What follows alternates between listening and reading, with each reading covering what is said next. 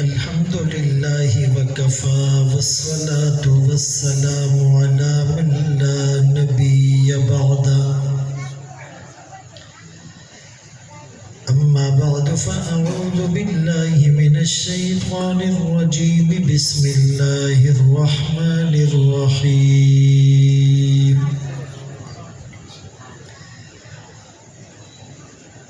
لقد كان لكم في رسول الله أسوة حسنة وقال النبي صلى الله عليه وسلم بعثت لأتمم مكارم الأخلاق أو كما قال عليه الصلاة والسلام صدق الله مولانا العظيم وصدق رسوله النبي الأمي الهاشمي المدني الكريم ونحن على ذلك لمن الشاهدين والشاكرين والحمد لله رب العالمين.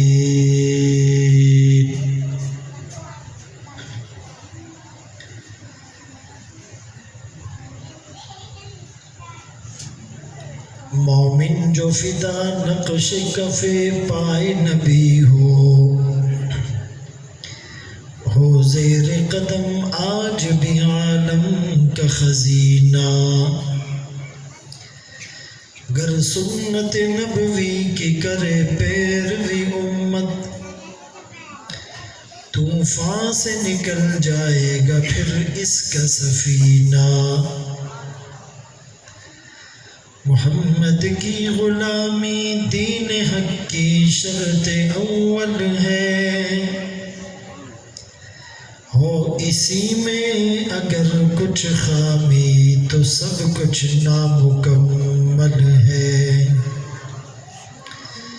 واجب الاحترام عزیزان گرامی، آپ کے سامنے قرآن کریم فرقان مجید کی ایک آیت کریمہ تلاوت کی اور سرکار دو عالم تاجدار مدینہ محمد مصطفیٰ احمد مجتبیٰ صلی اللہ علیہ وسلم کی حدیث مبارکہ پیش کی. اس محفل کی جو نسبت ہے وہ قرآن اور صاحب قرآن کے ساتھ ہے، اور نسبت اصل ہوتی ہے. عمل کی اپنی اساس کیا ہے، بجز ندامت کے پاس کیا ہے، رہے سلامت تمہاری نسبت میرا تو بس یہی آسرا ہے. دو طرح کے طبقات پائے جاتے ہیں. ایک طبقہ وہ ہے جو کہتا ہے جی نسبت ہی سب کچھ ہے، عمل کی کوئی ضرورت نہیں. وہ اپنی نسبتوں پر نازا رہتے ہیں اور عمل میں کوتاہ رہتے ہیں. اور ایک دوسرا طبقہ ہے جو کہتا ہے کہ جی نسبت کا اثر ہی کوئی نہیں، نسبت کی حیثیت ہی کوئی نہیں، بس عمل سے زندگی بنتی ہے جنت بھی جہنم بھی، یہ خاکی اپنی فطرت میں نہ نوری ہے نہ ناری. یہ دونوں طبقے اپنی انتہاؤں پر ہیں جو راہ اعتدال سے ہٹے ہوئے ہیں. اعتدال کی راہ یہ ہے کہ نسبت کا بھی اثر ہوتا ہے اور عمل بھی ضروری ہے.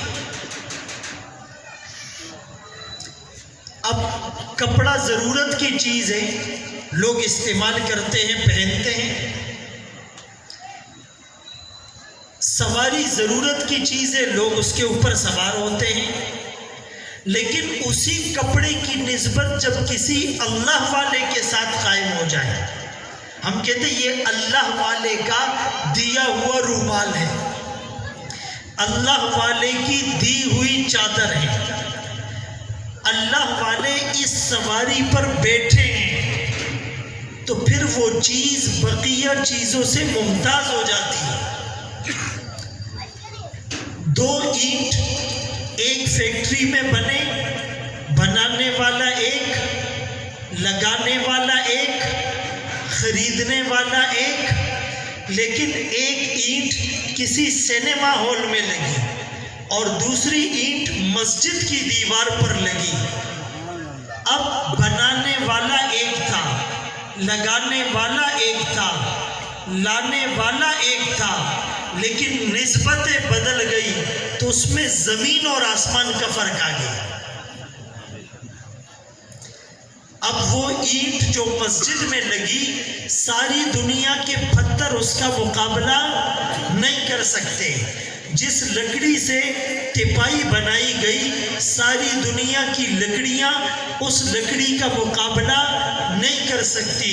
جو کپڑا غلاف کعبہ بنا، ساری دنیا کے ریشمی کپڑے اس کا مقابلہ نہیں کر سکتے۔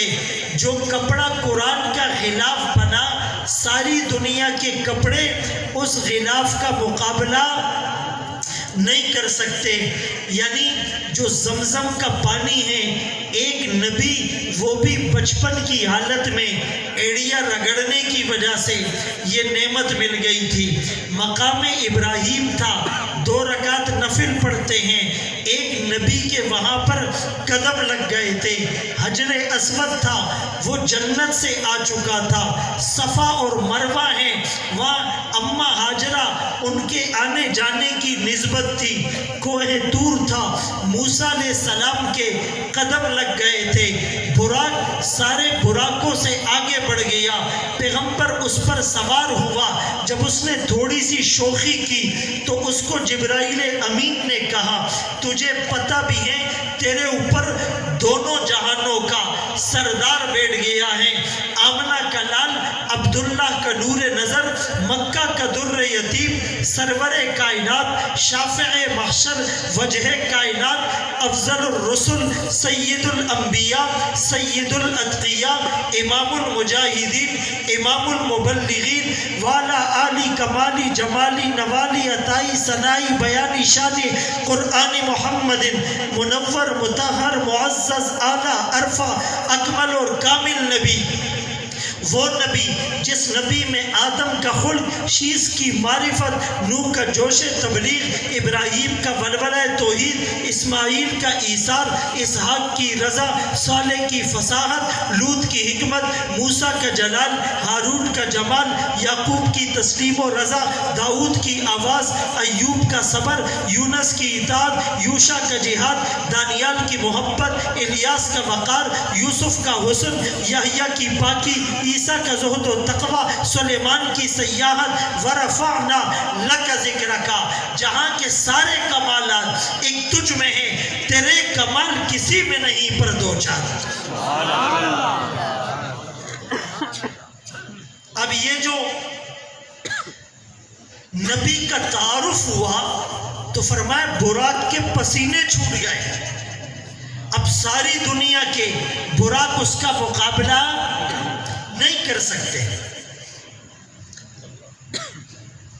تو اسی لیے اعتدال کی بات یہ ہے کہ نسبت کا اپنا رنگ ہوتا ہے اور عمل کی اپنی اہمیت ہوتی ہے۔ ہمیں نسبتوں کی لاج بھی رکھنی ہے اور عمل کا دامن بھی ہاتھ سے جانے نہیں دینا۔ من بطأ بہ عملو، جس کا عمل اس کو پیچھے کر دے، اس کا نسب اس کو آگے نہیں بڑھا سکتا۔ لیکن وہ جو سند کی برکات ہیں، وہ جو نسبت کی برکات ہیں، وہ اپنی جگہ ہے۔ میں نے جو آیت تلاوت کی، فرمایا اللہ کے رسول صلی اللہ علیہ وآلہ وسلم کی زندگی تمہارے لیے بہترین نمونہ ہے۔ اس آیت کو سمجھا اور اس پر عمل کیا تو صحابہ نے کیا کہ انہوں نے اپنی زندگی کا نقشہ اللہ کے رسول صلی اللہ علیہ وسلم کی سیرت کو دیکھ کر پلان کیا اور آئینے میں اپنی صورت اور سیرت، عادات اور ادوار، تہذیب اور تمدن، ثقافت اور کلچر، اوڑھنا اور بچھونا، معاشرت اور معیشت، اس کو ایسے بنایا کہ وہ اپنا تعارف نہیں کراتے تھے کہ ہم مسلمان ہیں، آقا کے امتی ہیں، عاشق رسول ہیں۔ آج ہم کسی فارن کنٹری میں جاتے ہیں تو مسلمان سے پوچھنا پڑتا ہے آر یو مسلم، کیا آپ مسلمان ہیں؟ چونکہ اس کا ہیئر اسٹائل انگریزوں والا، گیٹ اپ یہودیوں والا، چہرے پر سنت رسول نہیں ہوتی، نماز وہ نہیں پڑھتا، ڈرامے فلمیں وہ دیکھتا ہے، رشوت اور سود کا لین دین وہ کرتا ہے، جھوٹ وہ بولتا ہے، ملاوٹ وہ کرتا ہے، آنکھوں میں پاکیزگی اس کے نظر نہیں آتی، کان موسیقی کی پیپ سے بھرے ہوئے ہیں، زبان جھوٹ بولنے کی مشین ہے، ہاتھوں سے تکبر کی بو آتی ہے، گردن اکڑ چکی، گردن میں سریا لگ چکا ہے، اس کا دل گناہوں کا پروڈکٹر بنا ہوا ہے، اس کو تعارف کرانا پڑتا ہے، اس کو بتانا پڑتا ہے وی آر مسلم، میرا نام یہ ہے۔ میرے محترم دوستو، صحابہ کو اس تعارف کرانے کی نوبت پیش نہیں آئی، ہماری طرح ایک ایک گھنٹہ تقریر کرنے کی اور جلسے کرنے کی ضرورت پیش نہیں آئی۔ صحابہ جب افریقہ میں اور یورپ میں اور ایشیا میں گئے تو ان کو ان کی زبانیں نہیں آتی تھی، وہ ان کی بات اور بولی کو نہیں سمجھتے تھے، لیکن لوگ مسلمان کیوں ہوئے؟ ان کی صورت دیکھ کر، ان کی نورانیت دیکھ کر، ان کی روحانیت دیکھ کر، ان کے معاملات میں شفافیت دیکھ کر، ان کی سچائی کو دیکھ کر، ان کی نمازوں کو دیکھ کر، ان کی عاجزی کو دیکھ کر وہ مسلمان ہوئے۔ دور سے پتہ چلتا تھا وہ محمد الرسول اللہ صلی اللہ علیہ وسلم کے غلام آ رہے ہیں۔ صحابہ کی بڑی دعوت کیا ہوتی تھی؟ کونو مثلنا، ہماری طرح بن جاؤ، اور قرآن میں بھی یہ ہے فَإِنْ آمَنُوا بِمِثْلِ مَا آمَنْتُمْ بِهِ فَقَدْ اهْتَدَوْا، اگر یہ لوگ ایمان لائے جیسا ایمان صحابہ تم لائے ہو، معیار اور رول ماڈل صحابہ ہیں، تو یہ ہدایت یافتہ ہے۔ ایک آیت میں فرمایا آمنوا کما آمن الناس، تو ہم کسی کو یہ کہنے کی پوزیشن میں نہیں ہے کہ ہماری طرح بن جاؤ۔ پچھلے سال ہم ترکی کے سفر پر تھے، کافی اکابر بھی الحمدللہ اس سفر میں تھے، تو قاری حنیف جالندری صاحب دامت برکاتہم العالیہ نے وہاں پر ایک واقعہ سنایا کہ کسی عرب ملک میں ایک تبلیغی جماعت چلی گئی۔ اب عرب کنٹریز میں ذرا کام بہت احتیاط سے ہوتا ہے، ایسے کھل کر وہاں تبلیغ کا کام بھی نہیں ہوتا۔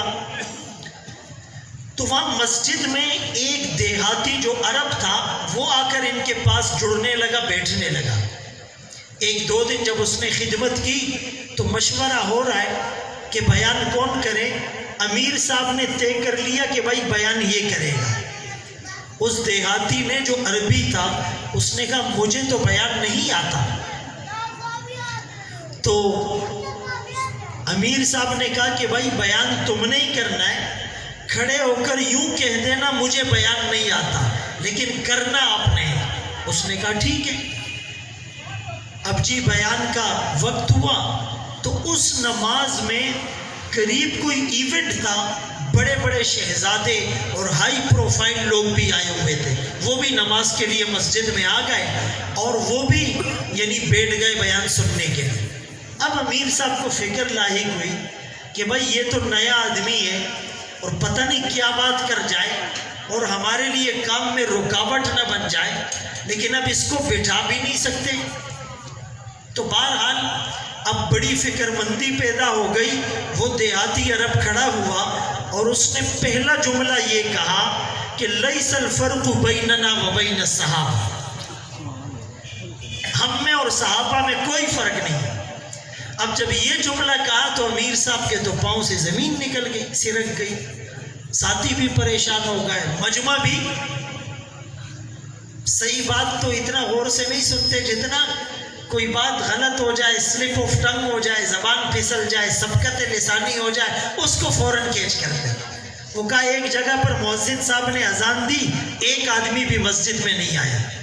ایک اللہ والے گزر رہے تھے، کہا دوسری اذان دو۔ جب دوسری اذان دی، آدھا گاؤں نکل آیا، بولا دوسری اذان کیوں دی؟ تو امیر صاحب پریشان ہو گئے کہ یا اللہ اس نے کیا جملہ کہہ دیا، آگے کیا کہے گا؟ اس نے پھر کہا لیس الفرق بیننا و بین الصحابہ، ہم میں اور صحابہ میں کوئی فرق نہیں، الا شبرا واحدا، مگر ایک بالشت کا فرق ہے۔ اب کان کھڑے ہو گئے کہ یا اللہ اب کیا جملہ ارشاد فرمائیں گے؟ پھر اس نے کہا ہم میں اور صحابہ میں کوئی فرق نہیں مگر ایک بالش فرق ہے، اور وہ یہ ہے کہ ہمارا ایمان ہماری زبانوں پر ہے اور صحابہ کا ایمان ان کے دلوں میں تھا، اور زبان اور دل کا فاصلہ ایک بالش ہے۔ زبان سے کہہ بھی دیا لا الہ تو کیا حاصل، دل و نگاہ جو مسلمان نہیں کچھ بھی نہیں۔ اقبال نے یوں ہی تو نہیں کہا چمی گویم مسلمانم بلرزم کہ دانم مشکلات لا الہ را، جب میں اپنے آپ کو مسلمان کہتا ہوں تو لرزہ طاری ہو جاتا ہے، اسی لیے کہ میں لا الہ الا اللہ کی مشکلات کو سمجھتا ہوں۔ تو کہنے کا مقصد یہ ہے کہ آج ہم پیدا تو مسلمان کے گھر میں ہوئے، کان میں اذان مسلمانوں والی دی گئی، نام مسلمانوں والا رکھا گیا، مردم شماری کے رجسٹر میں اندراج مسلمانوں والے خانے میں ہوا، جمعے کی نماز بھی پڑھ لیتے ہیں، حج اور عمرے پر بھی چلے جاتے ہیں، رمضان میں روزے اور دکھانے کو زکوٰۃ بھی دے دیتے ہیں، لیکن ہمارا کردار وہ اسلام کے لیے شرم کا باعث ہے۔ ایک ملک کا وزیر اعظم ہے کوئی بھی، جو عام طور پہ وہ ٹائی اور سوٹڈ بوٹڈ، اس کو کسی کافروں کے ملک کے وزیر اعظم کے ساتھ کھڑا کر دے اور پہلے سے ہم اس کو نہیں جانتے، صرف لباس سے اور تصویر سے کوئی فرق کر سکتا ہے کہ مسلمان کون سا ہے کافر کون سا ہے؟ سچ بتاؤ، آج کے نوجوان کو آپ کسی کافر کے ساتھ کھڑا کر دو اور پہلے سے ہم دونوں کو نہیں جانتے، آپ ظاہری صورت سے پہچان اور تعارف اور امتیاز نہیں کر سکتے کہ مسلمان کون سا ہے کافر کون سا ہے۔ آپ کسی نوجوان لڑکی کو جو فیشنیبل لڑکی ہے، آپ کسی کافرہ لڑکی کے ساتھ اسٹیج پر کھڑا کر دیں، آپ فرق نہیں کر سکتے، ہیئر اسٹائل ایک جیسا، چہرہ ایک جیسا، گیٹ اپ ایک جیسا، لباس ایک جیسا، نمازیں دونوں نہیں پڑھتے، روزے دونوں نہیں رکھتے، زکوٰۃ دونوں نہیں دیتے، نظروں میں پاکیزگی دونوں کے نہیں، تلاوت سے دونوں غافل ہیں۔ اسی لیے تو اقبال نے کہا شور ہے ہو گئے دنیا سے مسلمان نابود، ہم یہ کہتے ہیں تھے بھی کہیں مسلم موجود، وضع میں تم ہو نصارہ تو تمدن میں ہنود، یہ مسلمان ہیں جنہیں دیکھ کے شرما یہود، واعظ قوم کی وہ پختہ خیالی نہ رہی، برق طبعی نہ رہی، شعلہ مقالی نہ رہی، رہ گئی رسم اعضا روح بلالی نہ رہی، فلسفہ رہ گیا تلقین غزالی نہ رہی، سنی نہ مصر و فلسطین میں وہ اعضا میں نے دیا تھا جس نے پہاڑوں کو راشہ سیما، وہ سجدہ روح زمین جس سے کانپ جاتی، آج اس سجدے کو ترستے ہیں ممبر و محراب۔ تو اسی لیے اللہ کے رسول کی زندگی تمہارے لیے اسوہ حسنہ ہے، بہترین نمونہ ہے۔ کتنی شرم کی بات ہے کہ جب کوئی سیلیبریٹی ہوتا ہے، کوئی ہائی پروفائل آدمی ہوتا ہے، کسی کو گولڈ میڈل ملتا ہے، کسی کو مثال کے طور پہ ورلڈ کپ میں مین آف دی سیریز ملتا ہے، کسی کو نوبل پرائز ملتا ہے، تو لوگ اس سے انٹرویو کرتے ہیں اور پھر لوگ بھی پوچھتے کہ جی آپ کیا بننا چاہتے ہیں، آپ کا آئیڈیل کون ہے؟ لوگ کہتے جی میرا آئیڈیل فلاں کرکٹر ہے، میرا آئیڈیل فلاں کھلاڑی ہے، میرا آئیڈیل فلاں سائنٹسٹ ہے، میرا آئیڈیل فلاں بزنس مین ہے۔ ایک مسلمان کی زبان پر یہ جملہ آتا کیسے کہ میرا آئیڈیل وہ ہے؟ ہماری زبانوں پر تو یہ جملہ ہونا چاہیے کہ ہمارے آئیڈیل محمد الرسول اللہ صلی اللہ علیہ وآلہ وسلم ہے، ہمارے آئیڈیل تو صحابہ ہیں۔ تو اللہ نے اس حکم کے نازل کرنے کے بعد آپ نے صحابہ کی شکل میں قدسی صفات پر مشتمل ایک جماعت عطا کی جنہوں نے پریکٹیکل کر کے دکھایا۔ میں اکثر یہ کہتا ہوں کافر بھی آقا کی شان میں گستاخی کرتا ہے، مسلمان بھی آقا کی نافرمانی کرتا ہے۔ غیر کے طریقے پر بال بنانا یہ گستاخی نہیں ہے، غیروں کا چہرہ اختیار کرنا یہ گستاخی نہیں ہے، اس سنت کو بار بار گندی نالیوں میں بہانا یہ گستاخی نہیں ہے، ان نظروں سے بد نظری کرنا یہ گستاخی نہیں ہے، غیر کے گستاخی کرنے والوں کے ڈرامے اور ان کی فلمیں دیکھنا اور ان کے میچز کے لیے قرآن کا درس چھوڑنا یہ گستاخی نہیں ہے، اور شادیوں میں ہندوؤں کے طریقے اور رسمیں اپلائی کرنا یہ گستاخی نہیں ہے، اور غیر کے طریقے پر کاروبار کرنا اور رشوت اور سود کا لین دین کرنا یہ گستاخی نہیں ہے۔ یہ گستاخی کافر کیوں کرتا ہے؟ یہ نافرمانی مسلمان کیوں کرتا ہے؟ اس لیے کہ نبی کا پورا تعارف نہیں ہے۔ اگر نبی کا پورا تعارف ہوتا تو کوئی گستاخی نہیں کرتا۔ تعارف تھا تو چاند دو ٹکڑے ہو گیا، تعارف تھا تو سورج کی رفتار رک گئی، تعارف تھا تو ستاروں نے جھک جھک کر سلام کیا، تعارف تھا تو درختوں نے زمین چیر کر سلام کیا، تعارف تھا تو پتھروں نے ہاتھ میں کلمہ پڑھ ڈالا، تعارف تھا تو اونٹنی اور ہرن نے قدموں میں لا کر سر رکھ دیا، تعارف تھا تو گوہ نے لبیک و سعدیک کہہ دیا، تعارف تھا تو استوانہ حنانہ رونے لگا، تعارف تھا تو ابو بکر نے بغیر دلیل کے کلمہ پڑھ لیا، تعارف تھا تو ابو بکر 3 دن غار ثور میں تنہا